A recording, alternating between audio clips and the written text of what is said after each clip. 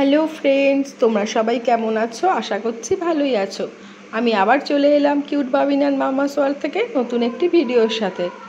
তো চলো, আমি আগের দিনকার তোমাদেরকে এই রাজাঘাটেরই একটা পার্ট ঘুরিয়ে দেখিয়েছিলাম। আজকে রাজাঘাটের আর একটা পার্ট তোমাদের ঘুরিয়ে দেখাচ্ছি, কারণ এই জায়গাটা না অনেকটা বড়। একটা ভিডিওর মধ্যে এতটা দেখানো সম্ভব ছিল না, ওই জন্য তোমাদের পার্টে পার্টে দেখাচ্ছি। তো চলো, তোমরা ভিডিওটা স্কিপ না করে দেখতে থাকো, আশা করি খুব ভালো লাগবে। আর যদি ভালো লেগে থাকে তাহলে অতি অবশ্যই একটা লাইক করে দিও, শেয়ার করে দিও, কমেন্ট করো আর সাবস্ক্রাইব করে আমার চ্যানেলটার পাশে থেকো। তো চলো, দেখতে থাকো। এই দেখো, এই যে সাদা যে ছোট্ট মন্দিরটা দেখছো না, এর মধ্যে রয়েছে হচ্ছে লোকনাথ বাবা, মা কালী আর শিব ঠাকুর। দেখো কতটা সুন্দর, দেখো খুবই সুন্দর।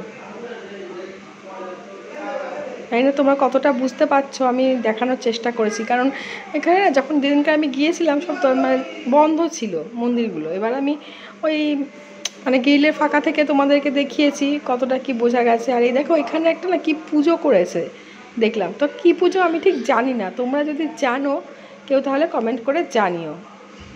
আর এই পাশে রয়েছে বজরংবলী আর শ্রীকৃষ্ণের মন্দির, চলো দেখাই। এ দেখো বজরংবলী, কত সুন্দর দেখো বজরংবলীটা, অসম্ভব সুন্দর।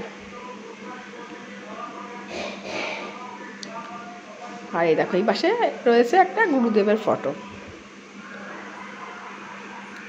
আর চলো, শ্রীকৃষ্ণের মন্দিরটাও দেখাচ্ছি। ওখানে না ভিডিও অ্যালাউ ছিল না, তবু আমি যেটুকু পেরেছি অল্প তোমাদের দেখিয়েছি। আমি যেহেতু জানতাম না সেই জন্য ভিডিওটা শুরু করে দিয়েছিলাম, তো যেটুকু দেখাতে পেরেছি তোমাদেরকে দেখো।